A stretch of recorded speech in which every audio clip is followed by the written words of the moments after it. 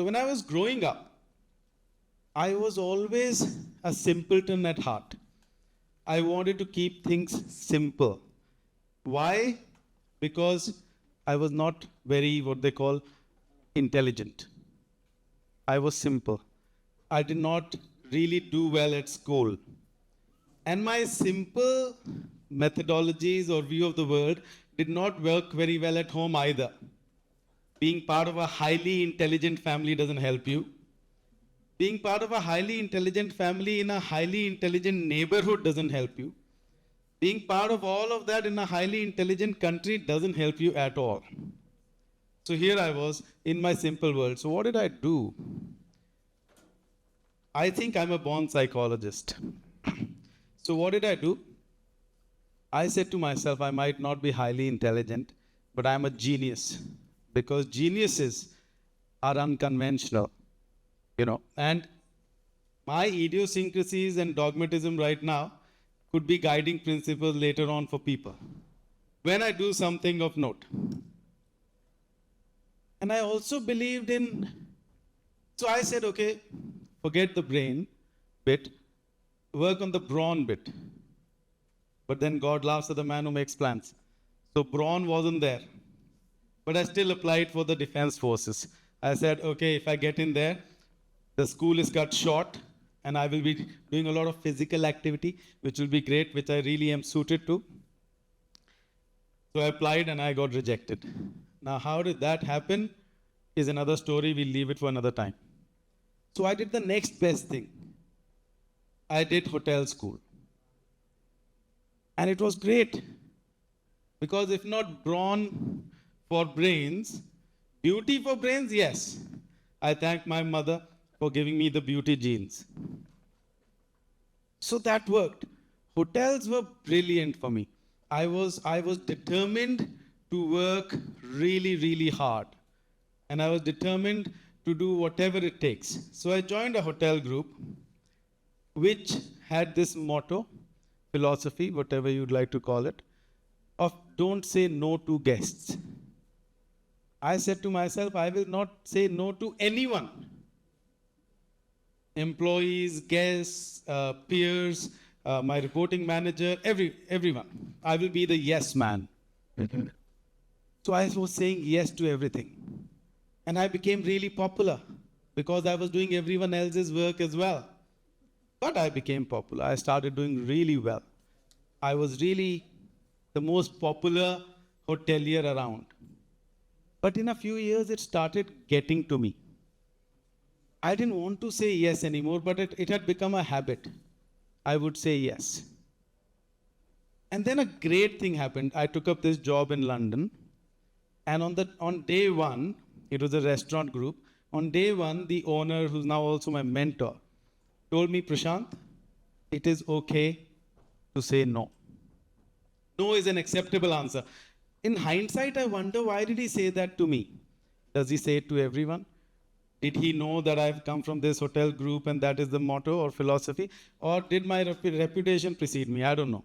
I have always thought of myself being very famous in other people's heads.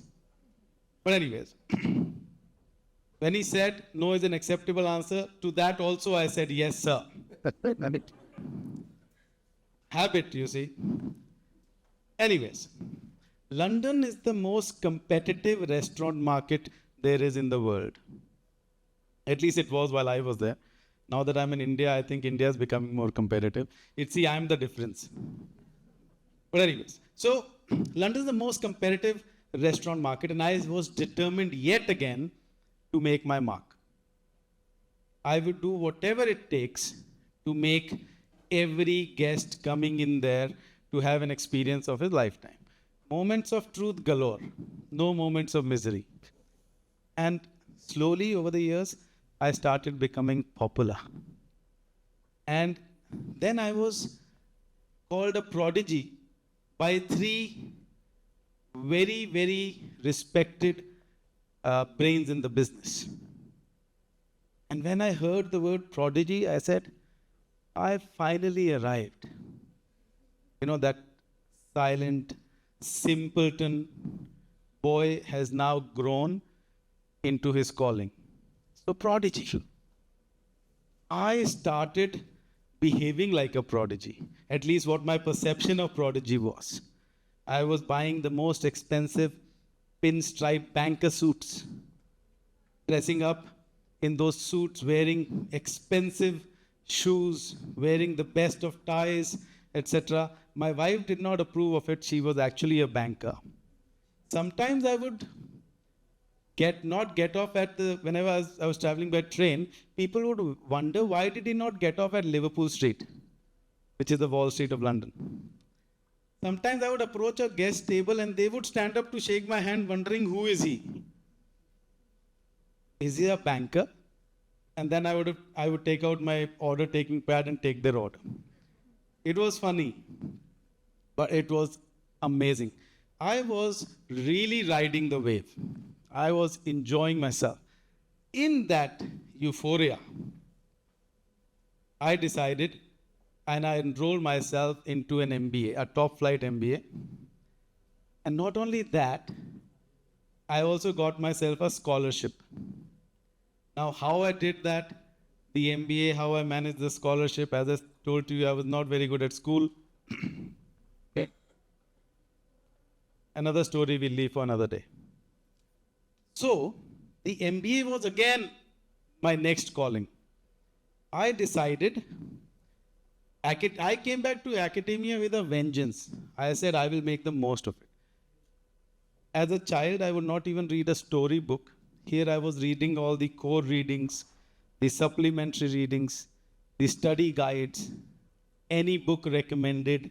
I would read even the editorial of a newspaper.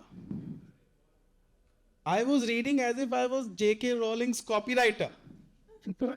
You know, just read, just absorb and use it somewhere.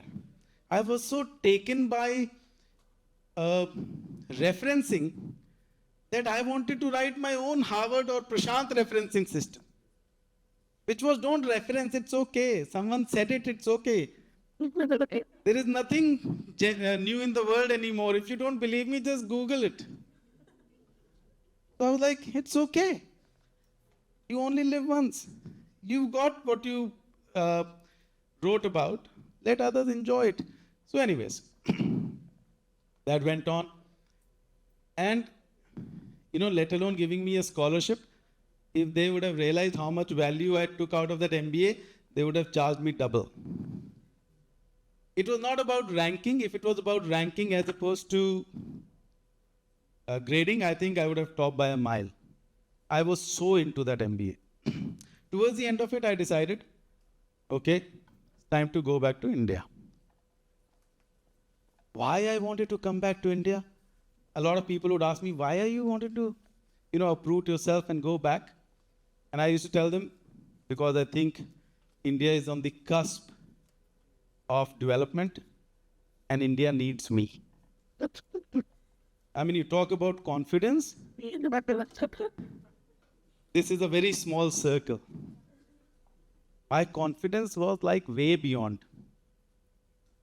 So now you know the context, right? And I managed to use up 10 minutes of my time. So in the next 8 minutes, I will tell you a secret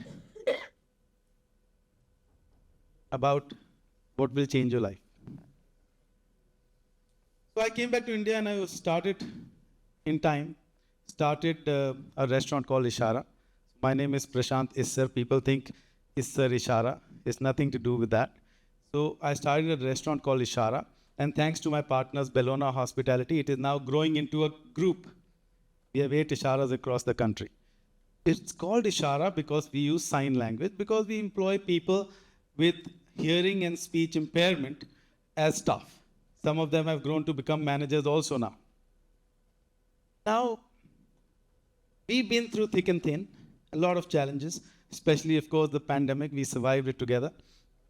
What I realized during the pandemic and beyond is that they're not just superstars in their own right, they're actually happy people. Now, why are they happy? How are they happy? I kind of realized it interacting with them day in and day out. So I built a methodology around it. Okay? Let's name the methodology. I think this is a great platform. Ishaara Prashant Method to Madness. No, sorry, Method to Happiness. It is one and the same thing, right? Okay. So a few of my beliefs first. I believe happiness is short-lived. I believe happiness is temporary. It is relative. I believe happiness is scary.